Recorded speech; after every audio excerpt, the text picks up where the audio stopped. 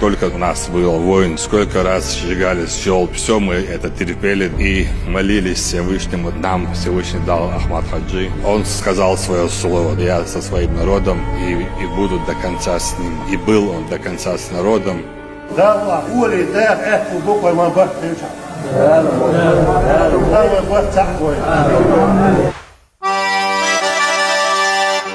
Было очевидным, что передо мной человек цельный, честный, последовательный в своих мыслях и действиях.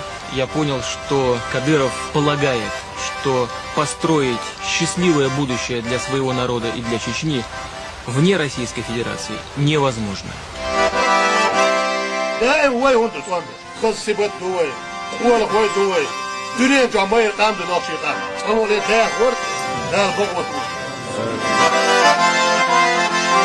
Ахмад Хаджи сделал все, чтобы прекратить бессмысленное кровопролитие, которое принесло немало горя и страданий всей нашей стране.